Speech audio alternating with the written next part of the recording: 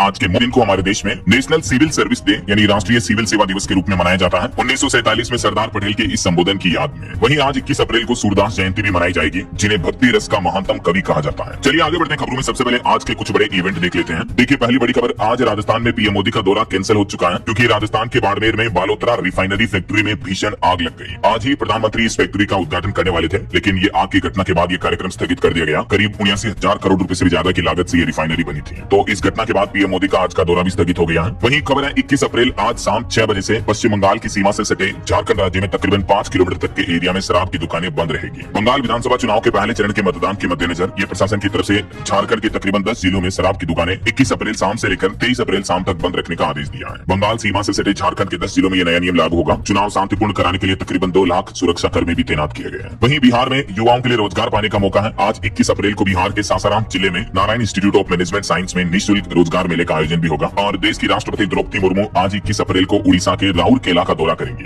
उनके दौरे की तैयारियां भी पूरी हो चुकी हैं। आज तकरीबन 3000 छात्र देंगे सांस्कृतिक प्रस्तुति भी, और यहाँ राष्ट्रपति 4 बड़ी परियोजनाओं की आधारशिला भी रखेंगे। वहीं आज 21 अप्रैल को यूपी मेरठ आएंगे उपराष्ट्रपति सीपी राधाकृष्णन भी नमो भारत ट्रेन से यात्रा भी करेंगे। और उत्तर प्रदेश मेरठ के बहुचर्चित सौरभ हत्याकांड मामले में भी आज 21 अप्रैल को मुस्कान और साहिल की कोर्ट में पेशी होगी। इसी महीने फैसला आ सकता है। आज पेशी में कोर्ट में उनसे सवाल जवाब किए जाएंगे। वहीं हरियाणा में पंचायत चुनाव की तारीखें भी सामने आ चुकी थी अभी सप्ताह भर पहले। तो आज 21 अप्रैल से ही उन चुनाव के लिए नामांकन शुरू होने जा रहे हैं। 25 अप्रैल तक चलेगी ये नामांकन प्रक्रिया पंचायत उपचुनाव के लिए। और उत्तर प्रदेश में भी पंचायत चुनाव की वोटर लिस्ट में फिर होगा मतदाताओं का सत्यापन। आज 21 अप्रैल से यह प्रक्रिया शुरू होने जा रही है, जो कि अगले महीने 28 मई तक चलेगी। वहीं चुनाव आयोग का भी कहना है कि उत्तर प्रदेश में आज 21 अप्रैल तक पूरा करना होगा यूपी पंचायत चुनाव की वोटर लिस्ट का काम। फिर कल 22 तारीख को फाइनल लिस्ट जारी की जाएगी, अंतिम मतदाता सूची प्रकाशित होगी। और रेडमी A7 सीरीज भारत में आज 21 अप्रैल को लॉन्च होगी, ये नए मोबाइल फोन की सीरीज। तो ये तो आज के कुछ बड़े इवेंट रहेंगे। और चलिए आगे बढ़ते हैं अपन खबरों में। सबसे पहले ईरान अमेरिका इजराइल जंग से जुड़े कुछ बड़े अपडेट देख लेते हैं। देखिए इस युद्ध को शुरू हुए 52 दिन हो चुके हैं और 52वें दिन कल ईरानी जहाज पर अमेरिका ने कब्जा भी कर लिया। पाकिस्तान में बातचीत वार्तालाप को लेकर भी संकट गहराया हुआ है। इस बीच डोनाल्ड ट्रंप ने एक बड़ी चेतावनी देते हुए लिखा कि आज रात कुछ बड़ा खतरनाक हो सकता है। ट्रंप ने लिखा it's Monday no excuse just wins. तो ट्रंप के इस नए बयान के बाद काफी तनावपूर्ण माहौल देखने को मिल रहा है। डोनाल्ड ट्रंप ने ईरान को कहा कि अब नहीं चलेगा बहाना। व्हाइट हाउस ने पोस्ट करते हुए लिखा कि बातचीत बेपटरी होता देख ईरान पर हमले के नए संकेत भी दिए। डोनाल्ड ट्रंप की सख्त चेतावनी के बाद पाकिस्तान के इस्लामाबाद में दूसरे दौर की बातचीत भी शुरू हुई, लेकिन इससे पहले ईरान ने अपनी 5 शर्तें भी रखी है। एक तो ईरान का कहना कि इस बार बातचीत में पाकिस्तान का दौरा नहीं करेगा ईरानी डेलीगेशन। और होर्मुज रूट पर जो अमेरिका कार्रवाई कर रहा है इस पर भी ईरान भड़का। डोनाल्ड ट्रंप को धमकी दी, कहा कि अभी तक नहीं सीखा कोई सबक तो अब कोई बातचीत नहीं होगी। ईरान का कहना है कि ट्रंप को पिछले 50 दिनों से भी ज्यादा टक्कर मिल रही है, लेकिन अभी तक अमेरिका सबक नहीं ले रहा है। इधर डोनाल्ड ट्रंप बोले कि ईरान से आज पाकिस्तान में कुछ डील साइन होगी। कुछ ही घंटों में अमेरिका के उपराष्ट्रपति JD वेंस फिर से वापस पाकिस्तान के इस्लामाबाद पहुंचेंगे। पाकिस्तानी गृह मंत्री ने ईरानी राजदूत से भी मुलाकात की है। हालांकि अमेरिका के उपराष्ट्रपति JD वेंस के पाकिस्तान रवाना होने के इस दावे को गलत बताया जा रहा। देर रात ये रिपोर्ट भी सामने आई कि उपराष्ट्रपति JD वेंस तो अभी अमेरिका के व्हाइट हाउस में ही मौजूद है, जबकि पहले खुद डोनाल्ड ट्रंप ने यह कहा था कि वो पाकिस्तान के लिए रवाना हो चुके हैं। देखिए मतलब ट्रंप के अपने खुद के बयानों की कोई पेट नहीं है। वो कब क्या बोल जाते हैं, जिसमें से कौन सी बात सच हो सकती है कौन सी झूठ, इस बात का कोई भरोसा नहीं, कोई पायदारी नहीं है। वहीं होर्मुज रूट पर अभी भी अमेरिका अपना कब्जा किए हुए है। अमेरिका ने चीन से आ रहे एक ईरानी जहाज पर भी कब्जा कर लिया। ये जहाज होर्मुज रूट को पार करने की कोशिश कर रहा था। तो अमेरिका की इस कार्रवाई पर ईरान बोला कि हम भी जल्द ही जवाब देंगे। और एक चौंकाने वाली रिपोर्ट सामने आ रही दोस्तों की ईरान युद्ध की वजह से आर्थिक दबाव में है एशिया के कई देश। तेल गैस सप्लाई रुक चुकी है, फैक्ट्रियां ठप पड़ी हैं। एक्सपर्ट बोले कि ये दुनिया में आर्थिक संकट सुनामी जैसा होगा। ईरान में 28 फरवरी से शुरू हुआ युद्ध एशिया प्रशांत इलाके पर उम्मीद से कहीं ज्यादा तेजी से असर डाल रहा है। कहीं न कहीं हमारे भारत में भी एक बार फिर से LPG संकट देखने को मिल सकता है। देखिए हरियाणा सरकार ने तो एक नया आदेश भी जारी कर दिया है। LPG संकट के बीच बड़ा फैसला लेते हुए कहा कि सरकारी स्कूलों में अब चूल्हे पर बनेगा खाना। भले ही केंद्र सरकार लगातार कह रही हो कि हमारे देश में पेट्रोल डीजल LPG वगैरह की कोई कमी नहीं है, लेकिन राज्य सरकारों के ये फैसले इस बात का संकेत दे रहे हैं साफ साफ कि हमारे देश में कहीं न कहीं LPG संकट देखने को मिल रहा है। हरियाणा सरकार ने LPG संकट के ही चलते स्कूलों में जो बच्चों के लिए मिड डे मील भोजन बनाया जाता है वो खाना बनाने के लिए लकड़ी के चूल्हों का उपयोग करने का निर्देश दिया है, ताकि गैस की कमी से बच्चों को भोजन में मिलने की बाधा न आए। ऐसा इधर भारत के विदेश मंत्रालय का कहना है कि होर्मुज में फंसे भारतीय नाविकों की सुरक्षा हमारी पहली प्राथमिकता है। विदेश मंत्रालय के प्रवक्ता रणधीर जायसवाल ने कहा कि ईरान से लगातार बातचीत हो रही है। विदेश मंत्रालय बोला कि खाड़ी क्षेत्र में बढ़ते तनाव के बीच भारत पूरी तरीके से सतर्क है और प्रधानमंत्री के निर्देश पर गल्फ देशों के साथ हम लगातार संपर्क में हैं। उन्होंने बताया कि अजीत डोभाल ने सऊदी अरब दौरे के दौरान भी क्षेत्रीय हालात और द्विपक्षीय संबंधों पर अहम चर्चा की है। और इन जंग के हालातों के बीच ईरान के उपराष्ट्रपति आरिफ ने भी एक बड़ा ऐलान किया। वो बोले कि ईरानी तेल रोकने की दुनिया चुकाएगी भारी कीमत, तेल बाजार में आ गया भूचाल। ईरान के प्रथम उपराष्ट्रपति की तरफ से यह बड़ा बयान देखने को मिला, जो अभी एक दिन पहले अमेरिका ने ईरान के एक जहाज को होर्मुज रूट में रोक दिया था। उसके बाद अब ईरान का यह कहना है। वहीं खबर है कि डॉलर छोड़कर चीनी युआन में शुरू कर देंगे तेल कारोबार। ईरान युद्ध के बीच अमेरिका को UAE ने भी बड़ी चेतावनी दी है। UAE यानी संयुक्त अरब अमीरात के शेख का यह कहना है कि डॉलर की कमी होने पर वह तेल और गैस का व्यापार चीनी युआन या अन्य मुद्राओं में कर सकता है। वहीं दोस्तों युद्ध के हालातों के बीच भारत अमेरिका ट्रेड डील पर भी एक नया अपडेट सामने आ रहा। भारत में अमेरिकी राजदूत सर्जियो गोल्ड ने सोशल मीडिया पर पोस्ट करते हुए बताया कि दोनों देशों के लिए विन विन यानी फायदे का सौदा होगा ये ट्रेड डील। खबर है कि जल्द ही भारत का हाई लेवल डेलीगेशन अमेरिका की राजधानी वाशिंगटन डीसी का भी दौरा करने जा रहा। इस दरमियान अमेरिका भारत व्यापार समझौते पर अंतिम मुहर लग सकती है। भारतीय प्रतिनिधिमंडल इसी सप्ताह वाशिंगटन जाएगा। तो ये कुछ अंतर्राष्ट्रीय माहौल और युद्ध के हालातों की खबरें चल रही है। चलिए आगे बढ़ते हैं खबरों में। देखिए आप अगला अपडेट। भारत सरकार ने एक और बड़ा फैसला लिया और 1,30,000 करोड़ के समुद्री बीमा पुल को भी मंजूरी दे दी है। वैश्विक तनाव और ईरान संकट के बीच केंद्र सरकार की तरफ से यह फैसला लिया गया ताकि व्यापार बाधित न हो। साथ ही महंगाई के असर को कम करने के लिए कर्मचारियों का भत्ता भी बढ़ाया गया। हाल ही में ये बढ़ाया था 2%। वहीं भारत सरकार ने कुछ और अंतर्राष्ट्रीय देशों के साथ भी समझौते किए हैं। देखिए यूक्रेन के राष्ट्रपति जेलेंस्की ने एक बड़ा ऐलान किया, कहा कि भारत यूक्रेन का साथ देगा। डिफेंस डील फाइनल स्टेज में चल रही है। जी हाँ, खबर है यूक्रेन और इंडिया के बीच भी सुरक्षा सहयोग को लेकर समझौता तय हो गया। यूक्रेनी राष्ट्रपति जेलेंस्की ने कहा कि दस्तावेज तैयार किए जा रहे हैं और यह समझौता दोनों देशों के बीच रक्षा सहयोग और रणनीतिक साझेदारी को मजबूत करेगा। वहीं इंडिया और साउथ कोरिया के बीच भी एक अहम समझौता हुआ है। चिप से लेकर सिप तक व्यापार बढ़ाने पर सहमति बनी।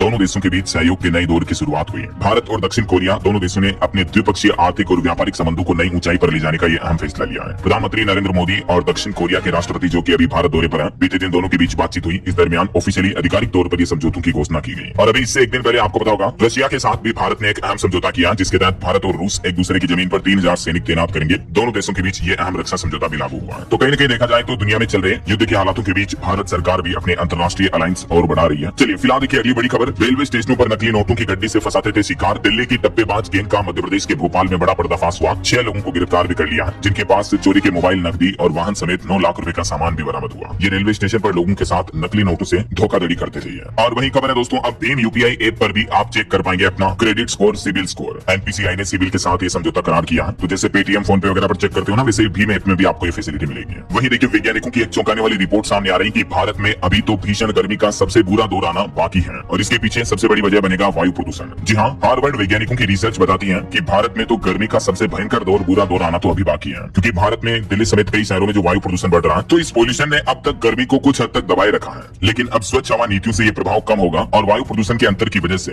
भारत में गर्मी और ज्यादा बढ़ेगी। हार्वर्ड यूनिवर्सिटी के साइंटिस्ट के रिसर्च पेपर में भारत में बढ़ती गर्मी को लेकर ये चौंकाने वाली रिपोर्ट सामने आ रही है, देख सकते हैं आप। चलिए अगला अपडेट देखिए। सोना चांदी के भाव पर खबर है। चांदी में 735 रुपए तक की बढ़ोतरी देखने को मिली और अभी चांदी का भाव फिर से 2.5 लाख रुपए प्रति किलो पहुंच चुका है, जबकि सोना मामूली 441 रुपए की तेजी के साथ अभी 1,52,000 रुपए प्रति 10 ग्राम चल रहा है। बाकी और भी अलग अलग कैरेट के हिसाब से गोल्ड का प्राइस आप देख सकते हैं स्क्रीन पर। चलिए खबर है, भारतीय रिजर्व बैंक आरबीआई ने यू टर्न लिया। 1 अप्रैल का अपना ही फैसला वापस ले लिया है। अब एनडीएफ कॉन्ट्रैक्ट पर लगी रोक हटा दी गई है। जी हाँ, रिजर्व बैंक ऑफ इंडिया की तरफ से फैसला लिया गया और एनडीएफ कॉन्ट्रैक्ट यानी नॉन डिलीवरेबल फॉरवर्ड कॉन्ट्रैक्ट, इसको लेकर आरबीआई ने आदेश दिया था। पहले बैंकों और अधिकृत जो फॉरेक्स डीलर हैं, उनको ग्राहकों के साथ इस तरह के कॉन्ट्रैक्ट करने से रोका गया था, लेकिन रिजर्व बैंक ने वापस अपनी ये रोक को हटा दिया है। यानी आरबीआई ने रुपये के ट्रेड पर लगी पाबंदियां हटा दी हैं। अब फॉरेक्स डीलर्स भी एनडीएफ मार्केट में पोजीशन ले सकेंगे। मार्च में ये रोक लगाई थी जो अप्रैल से लागू हुई थी, लेकिन अब 20 अप्रैल को वापस विड्रॉ कर लिया आरबीआई ने अपने इस फैसले को। ऐसा चलिए खबर देखिए, बिहार में नीतीश कुमार के बाद अब सम्राट सरकार ने एक और बड़ा फैसला लिया। इन महिलाओं को मिलेंगे 20-20 हजार रुपए। जी हाँ, बिहार में सत्ता परिवर्तन के बाद अब नई सरकार ने महिला सशक्तिकरण के मोर्चे पर यह बड़ा संकेत दिया है। और बिहार के जो नए मुख्यमंत्री बने सम्राट चौधरी, तो उन्होंने बिहार के पूर्व मुख्यमंत्री नीतीश कुमार की जो योजना थी मुख्यमंत्री महिला रोजगार योजना, इसको आगे बढ़ाने का फैसला लिया है और लाखों महिलाओं को दूसरी किस्त देने की तैयारी कर रही है बिहार की नई सरकार। और दूसरी किस्त के तहत महिलाओं को 20-20 हजार रुपए की अगली मदद दी जाएगी, लेकिन इसके लिए बिहार सरकार ने एक अहम शर्त भी रखी है। इस बाबत और भी डिटेल जानकारी आप देख सकते हैं। वहीं पॉलिटिक्स के कुछ और अपडेट देखिए। पश्चिम बंगाल में चुनाव से पहले एक चौंकाने वाली रिपोर्ट सामने आ रही है कि बंगाल में 630 करोड़पति कैंडिडेट हैं जो चुनाव लड़ रहे हैं इस बार विधानसभा चुनाव, जिनमें से 23% कैंडिडेट पर क्रिमिनल केस दर्ज है। 53% उम्मीदवार ग्रेजुएट भी नहीं है, जबकि महिला उम्मीदवारों की बात करें तो सिर्फ 13% महिलाओं को टिकट दिया गया। 192 सीटों पर महिलाओं के खिलाफ केस भी चल रहे हैं। देखिए पश्चिम बंगाल विधानसभा चुनाव से पहले ये चौंकाने वाली रिपोर्ट सामने आ रही है कि किस तरह के दागी नेता, दागी उम्मीदवार चुनाव लड़ रहे हैं, कैंडिडेट बनकर खड़े हुए हैं जो जनता पर राज करेंगे। क्या कहोगे दोस्तों भारत की राजनीति में इस तरह के नेताओं को लेकर? आप कमेंट करके बताइएगा जरूर आपकी राय विचार। वही देखिए पश्चिम बंगाल में चुनाव प्रचार के दौरान कांग्रेस के अध्यक्ष मल्लिकार्जुन खड़गे बोले कि मोदी झूठों के सरदार हैं, उनके खाने और दिखाने के दांत अलग अलग हैं। तो उनके जवाब में असम के मुख्यमंत्री हेमंत बिश्व शर्मा ने भी कहा कि बाबरी मस्जिद बनाने वालों, बंगाल तुम्हारे बाप का नहीं है। तो ये राजनीतिक बयानबाजी देखने को मिल रही है, पक्ष विपक्ष के तर्क और आरोप प्रत्यारोप। वही देखिए इस बीच मुस्लिम नेता ओवैसी ने भी कहा कि 1947 के विभाजन के लिए कांग्रेस जिम्मेदार है। हम बंगाल में भाजपा की टीम भी नहीं है, टीएमसी और कांग्रेस को हमारे चुनाव लड़ने से परेशानी है। एआईएमआईएम के चीफ असदुद्दीन ओवैसी ने भी विधानसभा चुनाव की रैलियों को संबोधित करते हुए बयानबाजी की। चलिए अगली खबर देखिए। सुप्रीम कोर्ट ने नेताजी सुभाष चंद्र बोस को राष्ट्रपुत्र घोषित करने की मांग वाली याचिका को खारिज कर दिया। सुप्रीम कोर्ट ने कहा कि पब्लिसिटी पाने के लिए ये सब करते हुए इस तरह की याचिका लगाते हो, तो याचिकाकर्ता को सुप्रीम कोर्ट ने फटकार लगाते हुए कहा कि आपकी कोर्ट में एंट्री को ही बैन कर देंगे। वहीं खबर है, दिल्ली दंगा साजिश केस में उमर खालिद को राहत नहीं मिली, सुप्रीम कोर्ट ने समीक्षा याचिका को भी खारिज कर दिया। और खबर आ रही कि युद्ध के बाद ईरान में हवाई यात्रा अब धीरे धीरे बहाल हो रही है। फिर शुरू हुआ इमाम खुमैनी और मेहराबाद एयरपोर्ट पे पैसेंजर फ्लाइट्स को भी मंजूरी मिली है अब जाकर। और हमारे देश के मणिपुर राज्य से भी बड़ी खबर आ रही है, यहाँ फिर से हिंसा का माहौल देखने को मिल रहा। बीते दिन भी प्रदर्शनकारियों और सुरक्षा बलों के बीच झड़प हुई, आंसू गैस के गोले छोड़े, मसाल रैली रोकने पर यह टकराव हुआ। अभी 2 दिन पहले हुई हिंसा में भी 21 लोगों को गिरफ्तार किया गया। मणिपुर में पहले से ही शटडाउन चल रहा और इस बीच कई इलाकों में पिछले 1-2 दिन से लगातार विरोध प्रदर्शन देखने को मिल रहे हैं। वहीं खबर है दोस्तों, 4 धाम यात्रा के पहले ही दिन 2 श्रद्धालुओं की मौत हो गई। यमुनोत्री धाम की चढ़ाई के दौरान एक बुजुर्ग की सांस फूली और एक महिला घोड़े से गिर गई। तो यात्रा के पहले दिन 2 श्रद्धालुओं की मौत होने की घटनाएं सामने आई है। और कांग्रेस के नेशनल हेराल्ड केस मामले पर दिल्ली हाईकोर्ट में सुनवाई टली। अब अगली सुनवाई 25 मई को तारीख तय हुई है, उस पर होगी अगले महीने। इस केस में सोनिया गांधी और राहुल गांधी पर ट्रायल कोर्ट के आदेश को ईडी ने चुनौती दी है, तो इसी मामले पर सुनवाई चल रही है। और वहीं खबर देखिए, महाराष्ट्र में टीसीएस कंपनी के मामले पर एक महिला लेडी इंजीनियर का कहना है कि टीम लीडर गलत तरीके से हमें छूता था। नासिक टीसीएस के इंजीनियर ने दावा करते हुए कहा कि आरोपी कहते थे महिलाएं बुर्का नहीं पहनती हैं, इसलिए रेप होता है। और खबर है, पूर्वांचल एक्सप्रेसवे पर अब मिराज और राफेल समेत जगुआर और तेजस युद्ध विमान भी युद्धाभ्यास करेंगे। भारतीय वायुसेना अपना दमखम दिखाएगी। यूपी सुल्तानपुर में पूर्वांचल एक्सप्रेसवे पर ये इंडियन एयरफोर्स का करतब आपको देखने को मिलेगा। कल और परसों 22-23 अप्रैल को युद्धाभ्यास की तैयारी की जा रही है। और खबर है, क्रिकेटर विराट कोहली और उनकी पत्नी अनुष्का शर्मा संत प्रेमानंद महाराज से फिर से मिलने पहुंचे। हाल ही में अक्षय तृतीया के मौके पर वो सत्संग में भी शामिल हुए थे। दोनों की उनसे ये अब तक 6ठी मुलाकात है।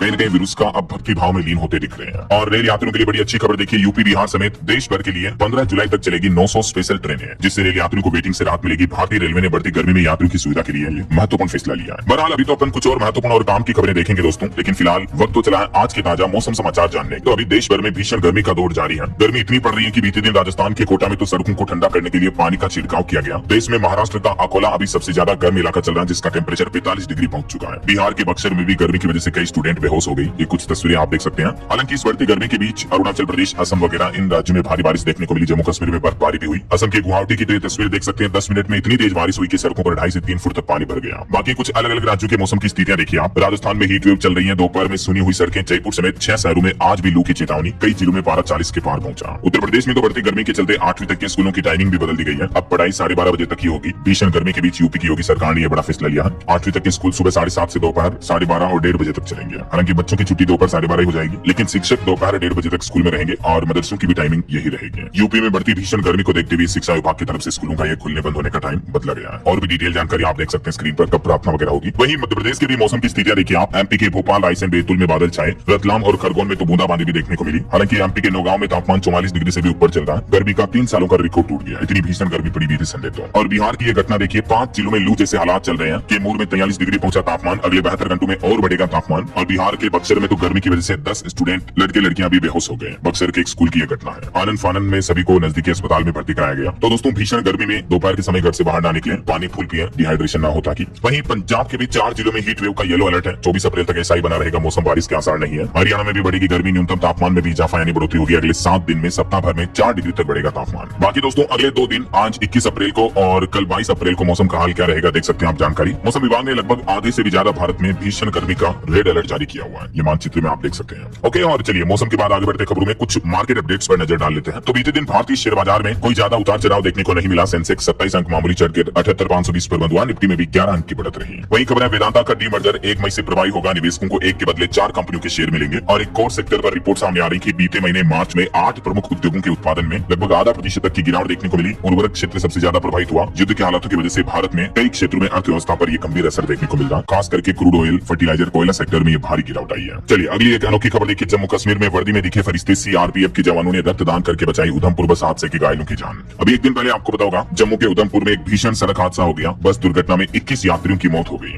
घायल यात्रियों का कहना है कि बस का टायर फटा, तेज रफ्तार में थी बस, ड्राइवर कंट्रोल नहीं कर सका तो ये बस 100 मीटर नीचे गहरी खाई में गिर गई। जम्मू के उधमपुर में यह एक यात्री बस सड़क हादसे का शिकार हो गई। बताया जा रहा है कि इस बस में 50 यात्री सवार थे, जिसमें से 21 की मौत हो गई, जबकि 29 यात्री गंभीर रूप से घायल हो गए। इस घटना पर प्रधानमंत्री नरेंद्र मोदी ने 2-2 लाख रुपए के मुआवजे का भी ऐलान किया। मृतकों के परिवारों को और घायलों को 50,000 रुपए की सहायता राशि दी जाएगी। वहीं दोस्तों, अभी एक दिन पहले जो तमिलनाडु में एक पटाखा फैक्ट्री में ब्लास्ट की घटना हुई थी, उसमें भी मरने वालों की संख्या बढ़कर 25 हो चुकी है। और इन 25 श्रमिकों में से 20 तो एक ही गांव के थे, जिनकी जान चली गई। बताया जा रहा है कि फैक्ट्री के शेड में भी 4 की जगह 40 मजदूर काम कर रहे थे उस दिन जिस दिन ये हादसा हुआ था। नियमों का उल्लंघन किया जा रहा था सरासर। यही वजह की कई बेगुनाह श्रमिकों की जान चली गई। और एक बड़ी क्राइम जगत अपराध की दुनिया से खबर देखिए। उत्तर प्रदेश कानपुर के ये कसाई बाप की दास्तान। नस्ली दवा देकर काटा अपने ही बच्चों का गला, संघर्ष तक नहीं करवाई बच्चियां। जुड़वा बेटियों का कत्ल कर दिया एक अपने ही खुद के सगे बाप ने। बाप बेटी के रिश्ते को भी शर्मसार कर दिया। उत्तर प्रदेश के कानपुर में अपना ही बाप अपनी जुड़वा बेटियों का कातिल बन गया। देखिए जरा किस तरह से इंसान हैवान हो जाते हैं यार। वहीं भूकंप पर बड़ी खबर आ रही। जापान में 7.5 तीव्रता का भूकंप आया। उसके बाद जापान सरकार ने सुनामी की भी चेतावनी दे दी। बुलेट ट्रेन को भी रोकना पड़ा। जापान की गवर्नमेंट बोली कि आगे और भी बड़े भूकंप आ सकते हैं। ये भूकंप की कुछ तस्वीरें आप देख सकते हैं। 7.5 की तीव्रता काफी ज्यादा होती है भूकंप की। समुद्री एरिया के आसपास ये भूकंप आया। यही वजह की जापान सरकार ने सुनामी की भी चेतावनी जारी की। ये रेड जोन एरिया में। इस भूकंप के बाद सुनामी की चेतावनी के साथ ही तटीय इलाकों में भी अलर्ट जारी कर दिया। प्रशासन ने लोगों को सुरक्षित और ऊंचे स्थानों पर जाने की भी अपील की है। इस भूकंप की वजह से सुनामी की 80 सेंटीमीटर तक ऊंची लहरें भी देखने को मिली। चलिए अगली खबर देखिए। पंजाब हरियाणा हाईकोर्ट का बड़ा फैसला, 36 साल बाद न्याय मिला। नौकरी से निकाले गए कर्मचारी को 1989 से लेकर रिटायरमेंट तक मिलेगा वेतन। पंजाब हरियाणा हाईकोर्ट ने एक केस की सुनवाई पर यह महत्वपूर्ण फैसला सुनाया कर्मचारी के हक में। और वहीं बुजुर्ग सीनियर सिटीजन के लिए अच्छी खबर आ रही कि 80 से ज्यादा उम्र वालों को बड़ी राहत दी है इनकम टैक्स डिपार्टमेंट ने। अब बिना इंटरनेट के भी भर सकेंगे अपना टैक्स। जी हाँ, वैसे तो आजकल इनकम टैक्स से जुड़ा हर काम लगभग ऑनलाइन ई फाइलिंग पोर्टल पर होता है, लेकिन जो कई बार बुजुर्गों के लिए ऑनलाइन सिस्टम जो होता है सिर दर्द बन जाता है, उन्हें समझ में नहीं आता, तो सुपर सीनियर सिटीजन जो है 80 से ज्यादा उम्र के, उनके लिए विशेष सुविधा शुरू की ITR डिपार्टमेंट ने। अब ऐसे बुजुर्ग अपना income tax return form ITR 1 या 4 के जरिए भर सकते हैं, तो उनके लिए ई फाइलिंग अनिवार्य नहीं है। यानी वे चाहे तो कागज पेन पेपर मोड से यानी ऑफलाइन तरीके से अपना रिटर्न जमा कर सकते हैं। हालांकि इनके लिए दोनों ऑप्शन है, ये चाहे तो ऑनलाइन भी जमा कर सकते हैं। चलिए अगली बड़ी खबर देखिए दोस्तों। हमारे देश के 700 से भी ज्यादा नागरिकों ने हाल ही में प्रधानमंत्री नरेंद्र मोदी ने जो राष्ट्र के नाम संबोधन दिया था, उस संबोधन को आचार संहिता का उल्लंघन बताया और चुनाव आयोग से शिकायत भी की है। पीएम मोदी ने 18 अप्रैल को जो महिला आरक्षण बिल के सदन से खारिज होने के मुद्दे पर अपना संबोधन दिया था, तो उसका विरोध देखने को मिल रहा है। वहीं खबर है प्रधानमंत्री नरेंद्र मोदी का यूपी का वाराणसी दौरा बनेगा। नारी शक्ति का महोत्सव, 50,000 से भी ज्यादा महिलाएं उनका स्वागत करेगी। सप्ताह भर बाद आने वाले 28 अप्रैल को पीएम मोदी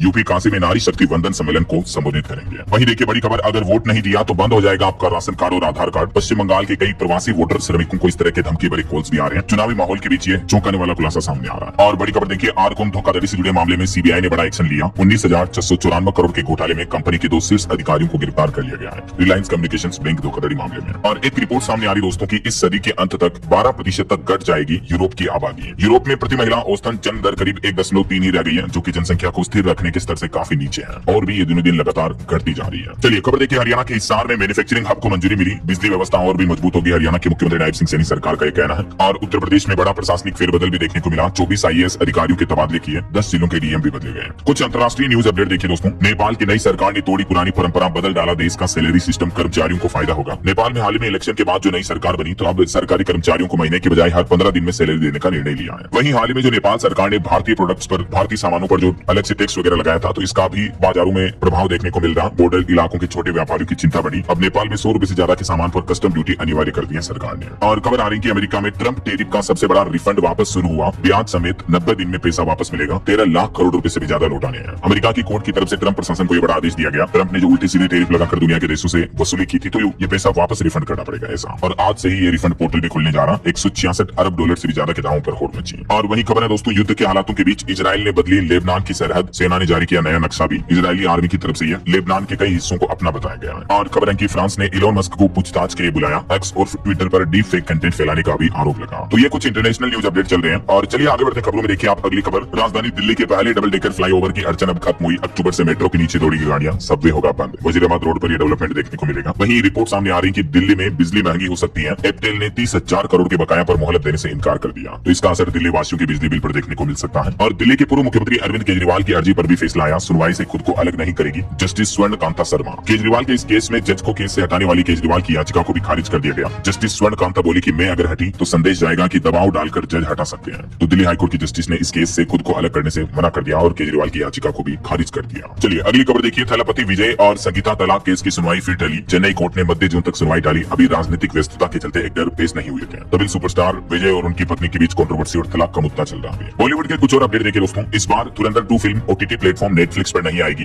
बल्कि कंपनी का कहना है कि जियो हॉटस्टार के साथ 150 करोड़ में डील फाइनल हो चुकी है। वैसे धुरंधर 2 का अब तक का total world wide collection 1783 crore रुपए हो चुका है। फिल्म रिलीज के 32 दिन बाद भी कमाई में तेजी जारी है। वहीं खबर देखिए, विद्युत जामवाल ने अमेरिका में सुनाया गायत्री मंत्र। हॉलीवुड फिल्म स्ट्रीट फाइटर के ट्रेलर लॉन्च पर उन्होंने वैदिक मंत्र भी पढ़े। वो एक हॉलीवुड फिल्म कर रहे हैं जिसमें वो योग गुरु बने हैं। और खबर है जल्दी लॉरेंस ऑफ पंजाब फिल्म भी रिलीज होने वाली है। क्राइम, समाज और सिस्टम के पीछे की कहानी उजागर करेगी। 27 अप्रैल को रिलीज होगी ये फिल्म। वहीं देखिए, मनी लॉन्ड्रिंग केस में बॉलीवुड एक्ट्रेस जैकलिन के अप्रूवर बनने पर भी विवाद खड़ा हुआ। ईडी ने आपत्ति जताई। कोर्ट ने जवाब दाखिल करने के लिए भी समय दिया। 200 करोड़ के मनी लॉन्ड्रिंग केस मामले में जैकलिन फर्नांडिस की अप्रूवर बनने की अर्जी पर सुनवाई फिलहाल टाल दिया। वो 8 मई को फैसला आएगा। चलिए दोस्तों, कुछ टेक जगत से जुड़ी बड़ी खबरें देखिए आप। एप्पल आईफोन का सीरी अब आईफोन के डायनेमिक आइलैंड में आएगा। जो ऊपर नोट्स की जगह डायनेमिक आइलैंड होता है, वहां आपको सीरी का ऑप्शन मिलेगा। एप्पल के WWDC इवेंट में इसे पेश किया जाएगा। 8 जून से शुरू होगा ये इवेंट। वहीं साउथ कोरिया की अनोखी टेक्नोलॉजी देखिए। रियल टाइम ट्रांसलेशन कर रहे हैं चश्मे। कोरियाई थिएटर AI चश्मों से तोड़ रहा भाषा की दीवार। जी हाँ, साउथ कोरिया में इस तरह के थिएटर लगाए गए हैं जिनमें आप ये चश्मा लगा करके फिल्म देखोगे तो कोई सी भी भाषा की फिल्म रियल टाइम में वो ट्रांसलेट होकर आपको अपनी भाषा में दिख जाएगी ऐसा। वहीं ऑटो इंडस्ट्री से खबर है, Hyundai Venue night edition launch हुआ। कंपनी ने शुरुआती कीमत 9.5 लाख रुपए तक रखी है।